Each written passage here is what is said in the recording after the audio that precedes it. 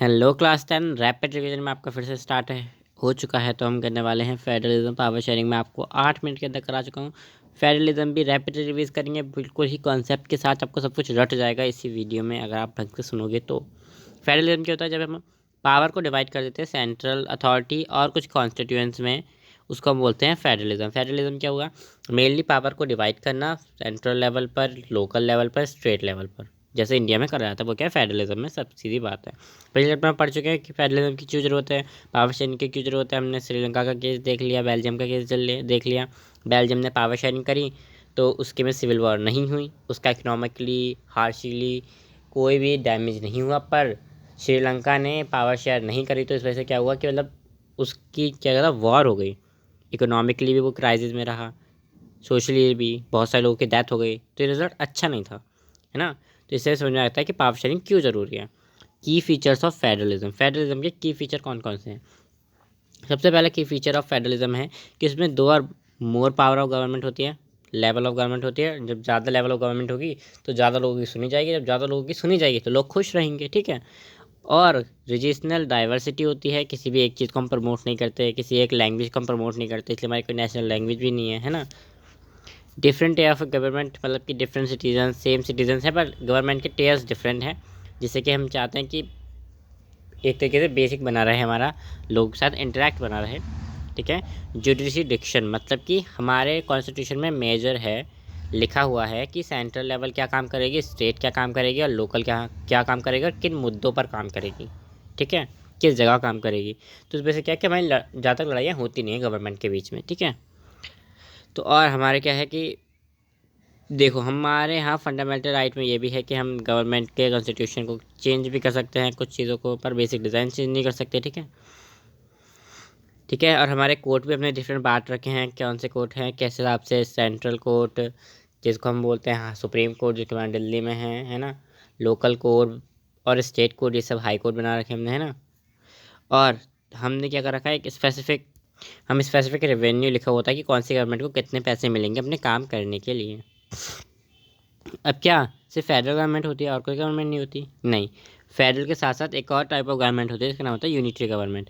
Federal government में मैंने बताया दो या मोर गवर्नमेंट होती हैं, लेवल होते हैं गवर्नमेंट के, पर इसमें सिर्फ वन लेवल होता है। अगर दूसरा होता भी है तो उसकी बात मानी नहीं जाती, मतलब कि स्टेट लेवल है पर उसको दबाया जा रहा है, उसके पास कोई पावर नहीं है, ठीक है। फेडरल में देख लेते हैं, फेडरल में क्या होता है कि हम सेंट्रल गवर्नमेंट को ऑर्डर जो है वो स्टेट गवर्नमेंट को नहीं दे सकते कि हाँ भाई मैं तुम्हें ऑर्डर दे रही हूँ, तुम्हें इसे इस बीजेपी को जिताना, नहीं, तुम्हें ऐसा ऑर्डर नहीं दे सकते, है ना। पर इसमें तो ऑर्डर दे सकते हो कि भाई तुझे योगी को जिताना है, तुझे कांग्रेस को जिताना है, ये है वो है। इसमें तुम ऑर्डर दे सकते हो यूनिटरी गवर्नमेंट में। फेडरल गवर्नमेंट में क्या होता है? फेडरल गवर्नमेंट में हमें आंसर देना पड़ता है, हमें आंसर देने की ज़रूरत नहीं होती सेंट्रल गवर्नमेंट को, लोगों को आंसर देना पड़ेगा, हमारे पास लॉ है इसके खिलाफ भी कि लोगों को आंसर देना है। पर सेंट्रल गवर्नमेंट को आंसर देना इसका कोई लॉ नहीं है, पर इसमें सब कुछ पूछ के ही सेंट्रल गवर्नमेंट से करना पड़ेगा, बिना सेंट्रल गवर्नमेंट के कुछ कर ही नहीं सकते तुम। एग्जाम्पल इंडिया, कनाडा, जर्मनी जो कि क्या है फेडरल कंट्री है, फ्रांस, चाइना, जापान जो कि यूनिटरी गवर्नमेंट है, ठीक है। फिर से एक बार रिवाइज कर लेते हैं। फेडरल गवर्नमेंट टू और मोर लेवल होते हैं। सेंट्रल गवर्नमेंट स्टेट गवर्नमेंट को ऑर्डर नहीं दे सकती। सेंट्रल गवर्नमेंट वो स्टेट गवर्नमेंट को सेंट्रल गवर्नमेंट में, मतलब कि स्टेट गवर्नमेंट जो है वो सेंट्रल गवर्नमेंट को आंसर नहीं दे सकती, वो कुछ भी करे, मतलब खिलाफ ना करे, हम लोगों को आंसर जिसके पर उसको नहीं दे सकती, है ना। या फिर हम ये कह सकते हैं कि सेंट्रल गवर्नमेंट स्टेट गवर्नमेंट में धौंस नहीं दिखा सकती, ठीक है। पर यूनिटरी गवर्नमेंट में क्या होता है कि एक लेवल ऑफ गवर्नमेंट होती है, वो सेंट्रल गवर्नमेंट और स्टेट गवर्नमेंट दोनों मिली हुई होती हैं, और सेंट्रल गवर्नमेंट स्टेट गवर्नमेंट को ऑर्डर देती है ना। फिर स्टेट गवर्नमेंट को आंसर भी करना पड़ता है सेंट्रल गवर्नमेंट से, उससे बिना पूछे हुए कोई काम नहीं कर सकती। इंपॉर्टेंट आ जाता है, ठीक है। आ जाता है टाइप्स ऑफ फेडरलिज्म। फेडरलिज्म समझ लिया, दो तरीके के फेडरलिज्म होते हैं, एक होता है कमिंग टुगेदर, एक होता है होल्डिंग टुगेदर। कमिंग टुगेदर में क्या होता है? कमिंग टुगेदर में कुछ छोटे छोटे देश मिलके एक बड़ा देश बना लेते हैं, जैसे कि ऑस्ट्रेलिया, यूएसए, है ना। हमने ब्रिटेन में पढ़ा था, यूनिफिकेशन ऑफ ब्रिटेन में क्या था। और इटली में, मतलब यूनिफिकेशन ऑफ इटली देख लो, वो 9 पार्ट्स में डिवाइडेड थी इटली, बाद में आके मिल गई, है ना। इसी तरीके से क्या होता है कि जब हम छोटे हिस्से मिलकर एक बड़ा सा देश बना लेते हैं, उसे हम बोलते हैं कमिंग टुगेदर फेडरलिज्म, कि आओ आओ मिलते हैं। अब आता है होल्डिंग टुगेदर फेडरलिज्म। इसमें क्या होता है कि लार्ज कंट्री अपनी पावर डिवाइड कर लेती है कुछ कॉन्स्टिट्यूएंस यूनिट के अंदर, है ना। जैसे कि हमारे इंडिया में हमने अपनी पावर डिवाइड कर रखी है, स्टेट्स बना रखी हैं, स्टेट गवर्नमेंट, लोकल गवर्नमेंट, ये डिवाइड कर रखी है पावर, उसे बोलते हैं होल्डिंग टुगेदर, ठीक है, लाइक इंडिया एंड स्पेन, ठीक है, समझ में आ गया। कमिंग टुगेदर, आके मिलके एक बड़ी सी यूनिट बना लेते हैं, बड़ा देश बना लेते हैं। होल्डिंग टुगेदर, साथ में रहते हैं और पावर डिवाइड कर लेते हैं।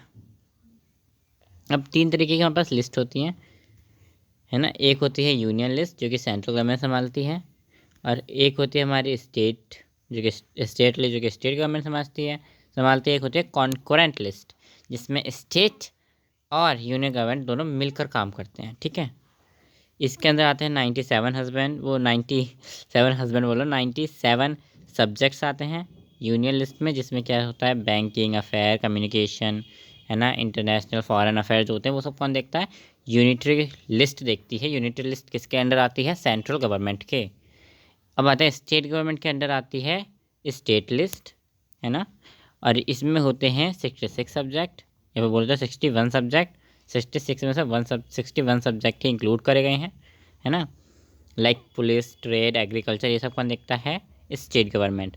कॉन्करेंट लिस्ट क्या होती है, जिसमें दोनों मिलते हैं, लाइक एजुकेशन, मैरिज, अडॉप्शन, ये सब कौन देखता है, कॉन्करेंट, जिसमें 47 सब्जेक्ट्स हैं।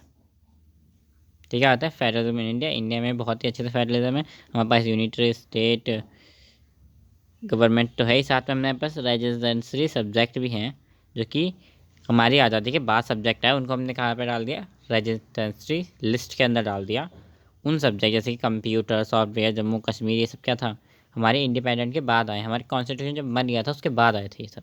इस वजह से इनको हमने बाद में डाल दिया अलग, इनके लिए एक अलग चीज़ बनाई जिसका नाम क्या था, रेसिडेंसरी सब्जेक्ट्स। जवान फिसल लिए मेरे।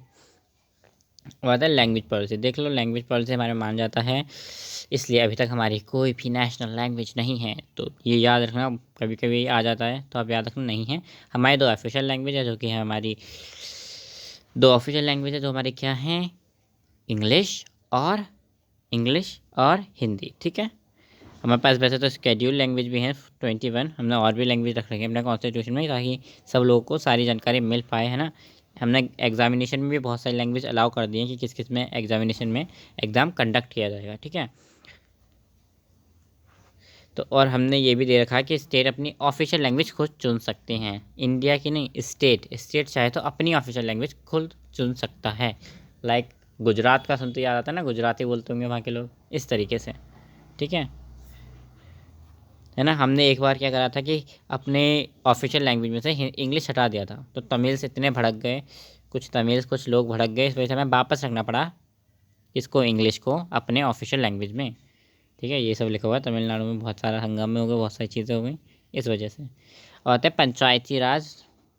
पंचायती राज कहाँ है हमारी, किस में आती है, हमारी लोकल गवर्नमेंट के अंदर आती है ना। कॉन्स्टिट्यूशन में हमने लोकल गवर्नमेंट बनाई थी, हमने उसके इसी में सीट भी रिजर्व करी हैं, किसके लिए, SC OBC, ठीक है, इन सब के लिए, और ST, ठीक है, इन सब के लिए हमने सीट भी रिजर्व करी हैं। 1/3 सीट वुमेंस के लिए भी रिजर्व्ड है ना। द इंडिपेंडेंस, इसमें हमें स्टेट इलेक्शन भी कराते हैं, इसमें बिना इलेक्शन के हम नहीं चूज़ करते, इसमें इलेक्शन भी होते हैं। इसमें हम शेयर करते हैं पावर को और रेवेन्यू को भी, अभी हम आगे पढ़ेंगे कि हम लोकल गवर्नमेंट में कैसे कैसे शेयर होती है power. Distribution of horizontal power, जो कि हम पावर शेयरिंग में पढ़ के आ चुके हैं, फिर भी एक बार पढ़ लेते हैं। इसमें सब इक्वल होते हैं, एक होता है लेजिस्लेटिव, एक होता है एग्जीक्यूटिव, एक होता है जुडिशरी। लेजिस्लेटिव लॉ बनाती है, एग्जीक्यूटिव लॉ को लगाती है कि भाई ये लॉ किस किस के ऊपर, ये कानून किस किस के ऊपर रहेगा, ठीक है। और जुडिशरी जो कानून फॉलो नहीं करता है उसको सज़ा कौन देता है, जुडिशरी देता है, ठीक है।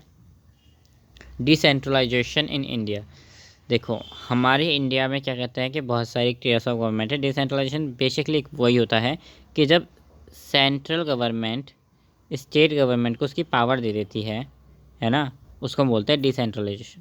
पहले क्या होता था कि स्टेट गवर्नमेंट नाम के लिए होती थी, पावर नहीं दी जाती थी, इस वजह से।